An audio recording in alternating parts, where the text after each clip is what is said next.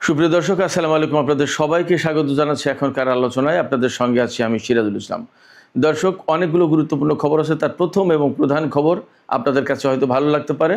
Iran আমেরিকার গোপন অস্ত্রের রিভার্স ইঞ্জিনিয়ারিং কমপ্লিট করে ফেলেছে। তার মানে এখন ইরানের হাতে আমেরিকার সেই সবচেয়ে গোপন অস্ত্র চলে এসেছে। এখন বাংকার বাস্টার বোমার অধিকারী ইরান।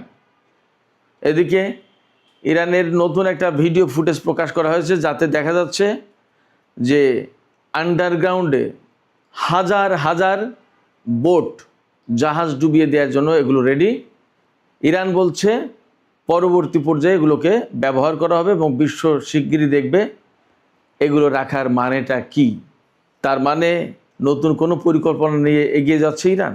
এদিকে ইসরায়েলের প্রধানমন্ত্রী বেনিয়ামিন নেতানিয়াহু খুব গোপনে ইসরায়েল থেকে আমেরিকার উদ্দেশ্যে রওনা দিয়েছে। তিনি একটি সামরিক বিমান ঘাঁটি থেকে রওনা দেন, কিন্তু কোন সামরিক ঘাঁটি থেকে রওনা দিয়েছেন, কখন রওনা দিয়েছেন কিচ্ছুই জানাননি, একদম গোপন। শুধু তাই না, তার সাথে কোনো সাংবাদিকও নেই। কারণ কি? তাহলে কি ইরানের হামলার কোনো আশঙ্কা ছিল? ডোনাল্ড ট্রাম্পের সাথে নেতানিয়াহুর বৈঠক হবে আমেরিকান টাইম মঙ্গলবার সকাল 11টায়।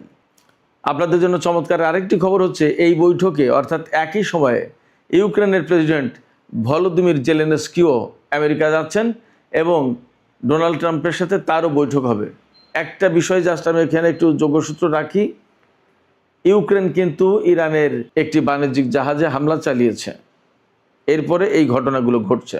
এদিকে কূটনৈতিক তৎপরতা অব্যাহত রয়েছে, কিন্তু ইরান বলছে তারা কারোর সাথে যুদ্ধবিরতি বা আমেরিকার সাথে কোনো চুক্তি এ সমস্ত ব্যাপারে আলাপ করছে না। নতুন জরিপ বেরিয়েছে, রয়টার্সের চালানো জরিপ। সেই জরিপে দেখা যাচ্ছে প্রতি 3 জন আমেরিকান নাগরিকের মধ্যে 1 জন ইরান যুদ্ধকে সমর্থন করে, অর্থাৎ ইরানের উপরে আমেরিকা যে হামলা চালিয়েছে এটাকে সমর্থন করে 1 জন, আর 2 জন এর বিরোধিতা করে। সুপ্রিয় দর্শক, এই বিষয়গুলো নিয়েই মূলত এখনকার আলোচনা। আমি আশা করি আপনারা বিস্তারিত আলোচনার শেষ পর্যন্ত আপনারা সঙ্গেই থাকবেন। আর আলোচনা ভালো লাগলে নিশ্চয়ই লাইক, কমেন্ট, শেয়ার করবেন এবং চ্যানেলটি সাবস্ক্রাইব করে সাথেই থাকবেন। দর্শক, চলুন আমরা বিস্তারিত আলোচনা করি। প্রথমে আমি আপনাদেরকে ইরানের জন্য একটা পজিটিভ খবর দিয়েছিলাম। সেটা হচ্ছে GBU-39 SDB, এই যে বাংকার বাস্টার বোমা আমেরিকার, এটা হলো আমেরিকার সবচেয়ে গোপন অস্ত্র। এই বাংকার বাস্টার বোমা আমেরিকা ব্যবহার করেছিল ইরানের উপরে 40 দিনের যুদ্ধের সময়। ইরানের লোরেস্তান প্রদেশে এই বোমা ফেলে, কিন্তু একটি বোমা বিস্ফোরিত হয়নি। সেই বোমা ইরানের সামরিক বাহিনী খুব কার্যকরভাবে সফলতার সাথে ডিসম্যান্টেল করে, নিষ্ক্রিয় করার পর এই বোমা, যেহেতু গোপন জিনিস, আমেরিকার এত দামি জিনিস ইরানের হাতে পড়েছে, ইরান নিয়ে নিল তাদের ভান্ডারে। একদম নষ্ট করে দেয়নি, কিন্তু জাস্ট নিষ্ক্রিয় করেছে যাতে বিস্ফোরিত না হয়। আমি তখনই খবর দিয়েছিলাম যে আমেরিকার বাংকার বাস্টার GBU-39 বোমা ইরানের হাতে পড়েছে। সেই বোমার রিভার্স ইঞ্জিনিয়ারিং কমপ্লিট হয়েছে, অর্থাৎ এই যে বোমাটা আমেরিকা ব্যবহার করলো, ব্যবহার করার পরে বোমাটা ফাটলো না, বিস্ফোরণ হলো না, এবং ইরান তাকে সযত্নে ডিসম্যান্টেল করে নিজের নিয়ন্ত্রণে নিতে পারলো। তাহলে নিশ্চয়ই এর ভেতরে ত্রুটি বিচ্যুতি ছিল। সেই ত্রুটি বিচ্যুতিটা কি, সেইটা ইরান ফাইন্ড আউট করেছে। ফাইন্ড আউট করে এটাকে ঠিকঠাক করে আরও উন্নত সংস্করণ বাড়িয়েছে। এই উন্নত সংস্করণের নাম যে ইরান কি দিয়েছে এটা পরিষ্কার না, কিন্তু ইরান এখন রিভার্স ইঞ্জিনিয়ারিংয়ে মাস্টার। তারা তাদের কাজ সম্পন্ন করেছে সফলতার সাথে। এই বোমা এখন ইরানের ভান্ডারে। এই বোমা এখন চাইলে আমেরিকানদের বিরুদ্ধে, ইসরায়েলের বিরুদ্ধে, অর্থাৎ ইরান যুদ্ধক্ষেত্রে ব্যবহার করতে পারবে। এই বাংকার বাস্টার বোমা ব্যবহারের জন্য, অর্থাৎ ফেলার জন্য, শত্রুপক্ষের উপরে এই বোমা ফেলার জন্য বিশেষ কোনো প্রযুক্তির, বিশেষ কোনো বিমানের প্রয়োজন আছে কিনা সেটা একটা বিষয় বটে। তবে নিশ্চয়ই বাংকার বাস্টার বোমা যখন ইরানের হাতে চলে এসেছে, তাহলে তার ব্যবস্থাটাও, যদি বিশেষ কোনো প্রযুক্তির প্রশ্ন আসে, সেটাও করবে নিশ্চয়ই ইরান।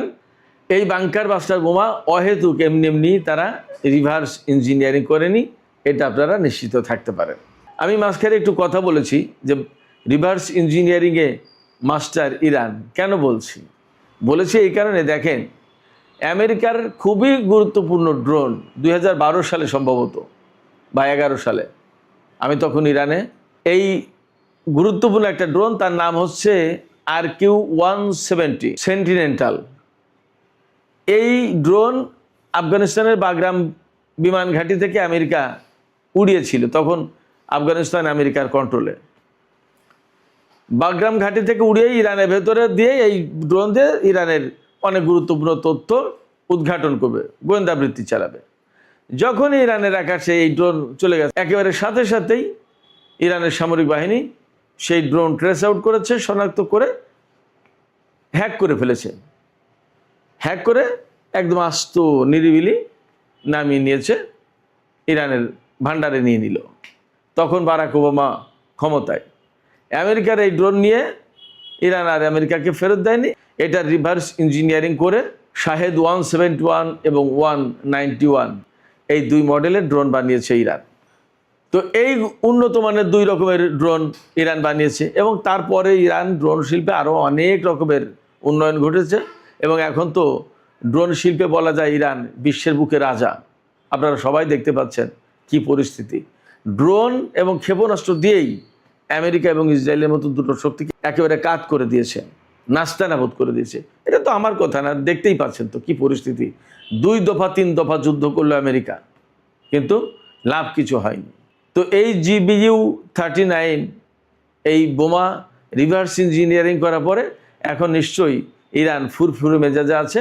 তারা অত্যন্ত সফিস্টিকেটেড একটা অস্ত্রের মালিক। এখন এই রকমের বোমা ফেলে একেবারে মুহূর্তের ভিতরে তছনছ করে দেওয়া যায় বড় বড় এরিয়া, বড় বড় গুরুত্বপূর্ণ জায়গা, ঘাঁটি। দেখেন না, আমেরিকা ইসরায়েল বোমা মারলে একেবারে ভীষণ রকমের আগুন ধোঁয়া উঠে একেবারে বিরাট এরিয়া জুড়ে ধ্বংসযজ্ঞ ছড়িয়ে পড়ে। দেখেন না, এই সমস্ত বোমা ব্যবহার করতো। সেই বোমা এখন ইরানের হাতে। পরিস্থিতি কিন্তু পাল্টে যাচ্ছে ধীরে ধীরে। এই বোমা ইঞ্জিনিয়ারিং করার কারণে ইরানের হাতে এখন আসলে অস্ত্র জগতে একটা সুবর্ণ সুযোগ এসে গেছে। দেখা যাক ইরান এই সুবর্ণ সুযোগ তারা কিভাবে কোন খাতে কাজে লাগায়, আমরা অপেক্ষা করি। এদিকে আরেকটু গুরুত্বপূর্ণ খবর অস্ত্র সংক্রান্ত, আমি সেই খবরটা দিয়ে তারপরে অন্য আলোচনায় যাই। সেটা হচ্ছে গতকালকেই নতুন করে একটা ভিডিও ফুটেজ বের হয়েছে। সিটি, যেহেতু ছোট ছোট বোট, হাজার হাজার বোট সেখানে, এবং যেহেতু বোট সমুদ্রে চলাচলের প্রশ্ন, অতএব এই আন্ডারগ্রাউন্ড সিটির সাথে সমুদ্রের কানেকশন আছে, আপনারা নিশ্চিত থাকতে পারেন। তো যখন ব্যাপারটা এই রকম, তখন আর এক ম্যাজিক দেখাবে মনে হচ্ছে ইরান। ওই ভিডিও ফুটেজে যে বর্ণনা আছে সেখানে বলা হচ্ছে খুব শিগগিরই বিশ্ববাসী দেখবে ইরানের এই ছোট ছোট বোটের ম্যাজিক। কিভাবে আমেরিকার যুদ্ধজাহাজ ডুবিয়ে দিতে হয় সেটা দেখা যাবে। এখান থেকে প্রশ্ন আসছে, তাহলে ইরান কি মার্কিন নৌবাহিনীর বিরুদ্ধে যুদ্ধের কোনো প্রস্তুতি নিচ্ছে? কিছুদিন আগে কিন্তু ইরানের IRGC ঘোষণা করেছিল যে মার্কিন নৌবাহিনীর বিরুদ্ধে যুদ্ধের বা তাদের বিরুদ্ধে অভিযান চালানোর একেবারে 0 আওয়ারের কাছাকাছি ইরান। পরে সেই বড় অভিযান কিন্তু আমরা দেখিনি, এখনও শুরু হয়নি। তাহলে কি সামনে সেই অভিযানের বিষয় রয়ে গেছে বা আসছে এমন কোনো কিছু? এই সন্দেহ কেন করছি? গতকালকে আমরা রাতের ভিডিওতে বলেছিলাম যে ইরানের সর্বোচ্চ নেতা সাইয়েদ মুস্তফা খামেনি, তিনি কিন্তু ইরানের IRGC-কে অনুমোদন দিয়েছে আয়রন ক্ষেপণাস্ত্র ব্যবহারের জন্য। এটা অত্যন্ত শক্তিশালী এবং আলাদা রকমের নতুন ধরনের ক্ষেপণাস্ত্র। এটা হাইপারসনিক ক্ষেপণাস্ত্র। যে ডিজাইন দেখা যাচ্ছে তাতে মনে হচ্ছে একটা হাইড্রোজেন বোমার মতো মনে হচ্ছে। এটাই কি সেই ইরানের হাইড্রোজেন বোমা কিনা সেটাও একটা প্রশ্ন। যাই হোক, হাইপারসনিক ক্ষেপণাস্ত্র বলা হচ্ছে। তো এই ক্ষেপণাস্ত্র প্রকাশ করার পরে এই GBU-39 SDB এই বোমা রিভার্স ইঞ্জিনিয়ারিংয়ের খবর আসলো, এবং হাজার হাজার বোটের যে আন্ডারগ্রাউন্ড সিটি তার নতুন ভিডিও প্রকাশ করা হলো, এবং বলা হচ্ছে যে বিশ্ববাসী খুব শিগগিরই দেখবে এই বোট কি করছে, কি করতে পারে। আমরা যখন এই আলাপ করছি তখন কিন্তু নেতানিয়াহু আমেরিকার পথে বা এতক্ষণ হয়তো পৌঁছে গেছে বা যাচ্ছে। তিনি মঙ্গলবার আমেরিকান টাইম মঙ্গলবার সকাল 11টায় ডোনাল্ড ট্রাম্পের সাথে বৈঠক করবেন। আমি এই প্রসঙ্গে পরে আসি, তার সফরের শুরুটা আগে বলি। তিনি ইসরায়েল থেকে অতি গোপনে একটা সামরিক বিমান ঘাঁটি থেকে রওনা দিয়েছেন আমেরিকার উদ্দেশ্যে। কাউকে কোনো কিছু বলেননি, যাওয়ার আগে সাংবাদিকদের সাথে কথা বলেন তা বলেননি, তার সাথে কোনো সাংবাদিক নেই এবং কোন বিমান ঘাঁটি থেকে তিনি রওনা দিচ্ছেন সে কথা কিছুই জানানো হয়নি, অর্থাৎ কোনো কিছু পাবলিক করেন, অত্যন্ত গোপনে। এই গোপন করার কারণ কি? এই গোপন করার মূল কারণ হচ্ছে যে নেতানিয়াহু ভয় পাচ্ছিলেন বা ইসরায়েলের অনেক কর্মকর্তা তারা ভয় পাচ্ছিলেন যে নেতানিয়াহু আমেরিকার উদ্দেশ্যে রওনা দেবেন যখন এবং কোথা থেকে যাচ্ছেন এই সমস্ত খবর যদি প্রকাশ হয়ে যায়, ইরান নেতানিয়াহুর বিমানে বা নেতানিয়াহুর উপর হামলা চালাতে পারে। অর্থাৎ নিরাপত্তার আশঙ্কা থেকে নেতানিয়াহুর এই সফরের সমস্ত সব কিছু গোপন রাখা হয়েছে। কখন তিনি যাচ্ছেন, কোন বিমানে যাচ্ছেন, কোন ঘাঁটি থেকে, সমস্ত সব কিছু গোপন রাখা হয়েছে। এবং সামরিক ঘাঁটি থেকে কেন? সামরিক ঘাঁটি থেকে এই কারণে যে যদি কোনো সমস্যা হয়, অর্থাৎ কোনো বিপদ আসে, তাহলে সামরিক ঘাঁটি তাড়াতাড়ি সেটা মোকাবেলা করতে পারবে, বেসামরিক ঘাঁটি কিন্তু সেটা মোকাবেলা করতে পারবে না, এই জন্য গোপনে। তবে টাইমস অফ ইসরায়েলের খবরে দেখলাম যে ইসরায়েল বা নেতানিয়াহু এই বিষয়টি গোপন রাখলেও পরে জানা গেছে যে নেতানিয়াহু নেভাটিম বিমান ঘাঁটি, সামরিক ঘাঁটি, এই নেভাটিম বিমান ঘাঁটি থেকে বিমানে করে তিনি আমেরিকার উদ্দেশ্যে রওনা দিয়েছেন। তার সাথে আছেন তার স্ত্রী সারা। আমেরিকায় এই যে নেতানিয়াহু যে সফর করতে যাচ্ছেন, এটি হচ্ছে ডোনাল্ড ট্রাম্প গত বছর অর্থাৎ 2025 সালের জানুয়ারিতে তিনি ক্ষমতায় আসেন। তারপর থেকে এই পর্যন্ত অর্থাৎ এই 1.5 বছরের ভেতরে নেতানিয়াহুর সাথে ট্রাম্পের এই নিয়ে 7 দফা বৈঠক হচ্ছে। পৃথিবীর কোনো দেশের কোনো রাষ্ট্রপ্রধান, সরকার প্রধান ডোনাল্ড ট্রাম্পের সাথে এতবার দেখা করেনি, এতবার বৈঠক করেনি। তাহলে বোঝেন যে নেতানিয়াহুর সাথে ট্রাম্পের অবস্থাটা কি, সম্পর্কটা কোন মাত্রায়। এবং দুই দেশের মানে সমস্ত সব কিছু তারা নিজেরা আলাপ পরামর্শ করে একসাথে প্ল্যান করেন এবং একসাথে সমস্ত সব কিছু করেন। আমি আপনাদেরকে বলি, 28শে ফেব্রুয়ারি ইরানের বিরুদ্ধে আমেরিকা এবং ইসরায়েল যুদ্ধ শুরু করেছিল। তার আগে 11ই ফেব্রুয়ারি নেতানিয়াহু ডোনাল্ড ট্রাম্পের সাথে বৈঠক করেছিলেন হোয়াইট হাউসে। সেখানে বসেই যুদ্ধের সমস্ত পরামর্শ, কলাকৌশল সব ঠিকঠাক করা হয়েছিল। এরপরে 28শে ফেব্রুয়ারি কিন্তু যুদ্ধ শুরু হয়ে গেল। আজকে নেতানিয়াহু যখন আমেরিকায় যাচ্ছেন তখন কিন্তু এমন একটা আশঙ্কা আছে, ডোনাল্ড ট্রাম্প যদিও কূটনীতির ভেতরে সমস্যার সমাধান করতে চাইছেন, কিন্তু সেখানে অনেকগুলো প্রশ্ন আছে যে তিনি হঠাৎ করে কাউকে কোনো কিছু না বলে যুদ্ধ বন্ধ করলেন কেন ইরানের বিরুদ্ধে। আবার তিনি বলছেন যুদ্ধ বন্ধ করা হয়েছে, আবার বড় হামলার কথাও বলছেন, আবার কূটনীতিকে সুযোগ দেওয়ার কথা বলছেন। ইরান বলছে যে তাদের আমেরিকার সাথে কোনো আলোচনা হচ্ছে না। আবার মধ্যপ্রাচ্যে অন্তত 100 রিফুয়েলিং ট্যাঙ্কার এনেছে আমেরিকা। বিভিন্ন ঘাঁটি থেকে আমেরিকার বিমান, সেনা এ সমস্ত সরিয়ে নেওয়া হচ্ছে। তাহলে আসলে লক্ষ্যটা কি? ডোনাল্ড ট্রাম্প কি ইরানের সাথে আর একটা যুদ্ধ করতে চান কিনা? যদি আর একটা যুদ্ধ করতে চান তাহলে তার আগ মুহূর্তে কিন্তু এই নেতানিয়াহুর সফর হচ্ছে, এটা বলা যায়। যদি ব্যাপারটা তাই হয়, অর্থাৎ ডোনাল্ড ট্রাম্পের প্ল্যান থাকে ইরানের বিরুদ্ধে আবার যুদ্ধ করবেন, তাহলে নেতানিয়াহুর সাথে এই বৈঠক মানে হচ্ছে সেখানে এই যুদ্ধের ব্যাপারে আলাপ আলোচনা চূড়ান্ত হবে, ফাইনাল হবে ডিসিশন। নেতানিয়াহু কিন্তু পরিষ্কার করে বলেছেন তার এই সফরের উদ্দেশ্য একদম 1 নম্বর উদ্দেশ্য আর কিচ্ছুই না, ইসরায়েলের নিরাপত্তা, ইসরায়েলকে শক্তিশালী করা এবং ইসরায়েলের নিশ্চিত একটা ভবিষ্যৎ কনফার্ম করা। তার মানে কি? তার মানে হচ্ছে ইসরায়েল সবসময় ইরানকে ইসরায়েলের জন্য ঝুঁকি মনে করে, হুমকি মনে করে। তাহলে এই ঝুঁকি থেকে মুক্তি পাওয়ার উপায় কি? এই ঝুঁকি থেকে মুক্তি পাওয়ার উপায় হচ্ছে ইরানকে একেবারে দুর্বল করে দেয়া বা শেষ করে দেয়া। দুর্বল করে দিতে গেলে বা শেষ করে দিতে গেলে অবশ্যই যুদ্ধ প্রয়োজন। তাহলে কি নেতানিয়াহু ডোনাল্ড ট্রাম্পের সাথে যুদ্ধের পরিকল্পনা চূড়ান্ত করার জন্য এই সফরে যাচ্ছেন কিনা সে প্রশ্ন কিন্তু খুবই গুরুত্বপূর্ণ এবং আছে। অনেক জল্পনা কল্পনা আছে, খোদ আমেরিকার গণমাধ্যমেও এই জল্পনা কল্পনা আছে। নেতানিয়াহু আর ট্রাম্প তাহলে কি চূড়ান্ত যুদ্ধের কোনো কলাকৌশল ঠিক করবেন এই বৈঠকে? একথা কিন্তু আছে, আমার কথা না। শুধু ডোনাল্ড ট্রাম্পের সাথে শুধু বৈঠক করবেন না নেতানিয়াহু, আপনারা সবাই জানেন লিন্ডসে গ্রাহাম রিপাবলিকান দলের একজন সিনেটর, অত্যন্ত যুদ্ধবাজ লোক। তিনি ইসরায়েলের পক্ষে সবসময় ছিলেন এবং ইরানের বিরুদ্ধে হামলা যুদ্ধের ব্যাপারে সবসময় সাপোর্ট করেছেন। তিনি মারা গেছেন কয়েকদিন আগে, আপনারা জানেন ইউক্রেন সফরের থেকে ফেরার পরেই মারা গেছে বলে বলা হচ্ছে, কিন্তু অনেক নানান রকমের কথা আছে, উনি নাকি ইউক্রেন নিয়ে মারা গেছেন, নানান কথা আছে। তো সেই যে লিন্ডসে গ্রাহাম মারা গেছে আরও বেশ কয়েকদিন আগে, তার শেষকৃত্য অনুষ্ঠান হবে। এই শেষকৃত্য অনুষ্ঠানেও যোগ দেবে নেতানিয়াহু। নেতানিয়াহু একদম পরিষ্কার করে বলেছে লিন্ডসে গ্রাহাম ছিল ইসরায়েলের গ্রেট ফ্রেন্ড, সবচেয়ে মহান বন্ধু, সব সময় সব ব্যাপারে নেতানিয়াহুকে বা ইসরায়েলকে সমর্থন করেছে এই লিন্ডসে গ্রাহাম। তার শেষকৃত্য অনুষ্ঠানে যোগ দেবে। এই সফরের সময় ইউক্রেনের প্রেসিডেন্ট ভলোদিমির জেলেনস্কিও ডোনাল্ড ট্রাম্পের সাথে বৈঠক করবেন, অর্থাৎ নেতানিয়াহু এবং জেলেনস্কির সাথে একই টাইমে অথবা পাশাপাশি টাইমে ডোনাল্ড ট্রাম্প বৈঠক করবে।